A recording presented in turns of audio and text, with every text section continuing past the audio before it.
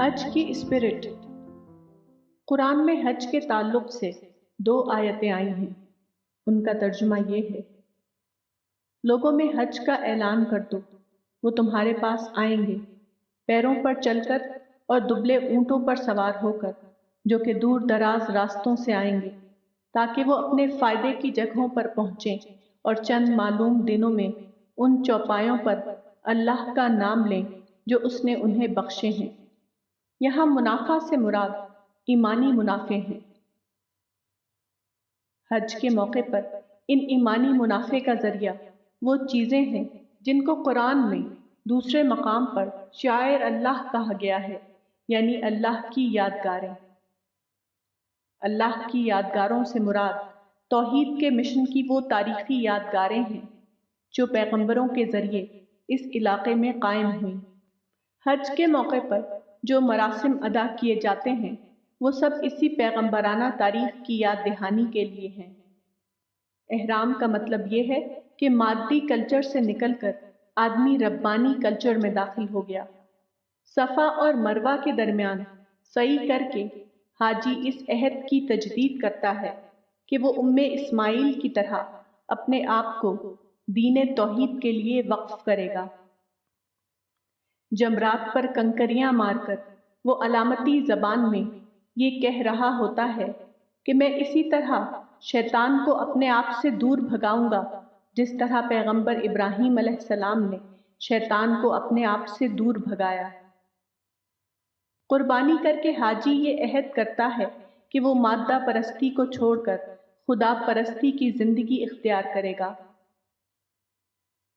عرفات کے میدان میں اکٹھا ہو کر تمام حاجی اس وقت کو یاد کرتے ہیں جب میدان محشر میں اپنا حساب دینے کے لیے حاضر کیے جائیں گے۔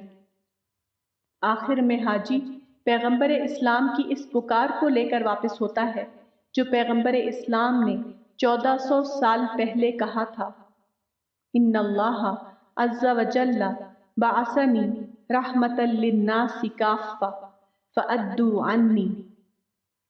المعجم الکبیر للطبرانی، یعنی اللہ نے مجھے تمام لوگوں کے لیے رحمت بنا کر بھیجا ہے، اس لیے تم میری طرف سے تمام انسانوں کو میرا پیغام پہنچا دو۔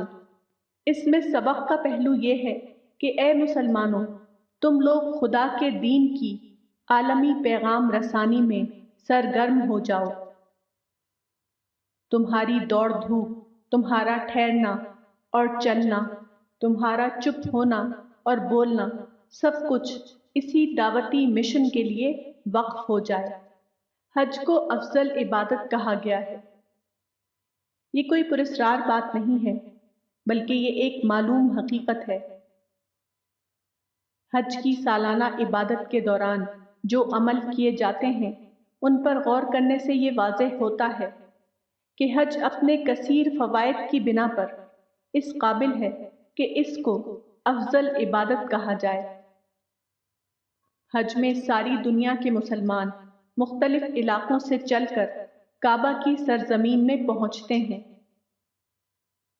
یہ سفر پتھروں کا سفر نہیں ہوتا، بلکہ زندہ انسانوں کا سفر ہوتا ہے۔ ایسے انسان جو دیکھنے اور سننے اور سمجھنے کی صلاحیت رکھتے ہیں۔ اس طرح جب یہ لوگ حج کے موسم میں دنیا کے مختلف علاقوں سے نکل کر حجاز کی طرف روانہ ہوتے ہیں تو اس کا فطری نتیجہ یہ ہوتا ہے کہ ایک عالمی ہلچل وجود میں آ جاتی ہے۔ اس اعتبار سے حج کے بارے میں یہ کہا جا سکتا ہے کہ وہ عالمی سطح پر انسانوں کا ایک عبادتی موبلائزیشن ہے۔ تقریباً نصف کروڑ کی تعداد میں جب اہل ایمان اپنے گھروں سے نکل کر حج کے سفر پر روانہ ہوتے ہیں تو اس دوران بار بار ان کا انٹریکشن دوسروں سے ہوتا ہے۔ اس انٹریکشن کے دوران اپنے آپ ایسا ہوتا ہے کہ مختلف ملکوں کے لوگوں کے درمیان اسلام کے تعارف کا عمل شروع ہو جاتا ہے۔ حاجی کو اس سفر کے دوران نئی نئی چیزیں دیکھنے کو ملتی ہیں۔ اس سے اس کے تجربات میں اضافہ ہوتا ہے۔ اس دوران اس کی زندگی مختلف مراحل سے گزرتی ہے۔ اس طرح حج کا سفر اس کے لیے دینی سیاحت کے ہم معنی بن جاتا ہے۔ اس سفر کے دوران بار بار دوسرے حاجیوں سے اس کے اختلافات ہوتے ہیں، مگر قرآن کی آیت وَلَا جِدَالَ فِي الْحَجِّ، حج میں لڑائی جھگڑا نہیں ہے کے تحت وہ ان اختلافات پر تحمل کا طریقہ اختیار کرتا ہے۔ اس طرح حج اس کے لیے اختلاف کے باوجود اتحاد کی تربیت بن جاتا ہے۔ حقیقت یہ ہے کہ حج ایک جامع عبادت ہے۔ حج کا عمل ایک ایسی تربیت ہے جس میں وہ تمام پہلو شامل ہو جاتے ہیں جو اسلام میں ہر فرد سے مطلوب ہے۔ تاہم حج کے فائدے صرف اس انسان کو ملتے ہیں جو زندہ شعور کے ساتھ حج کرے۔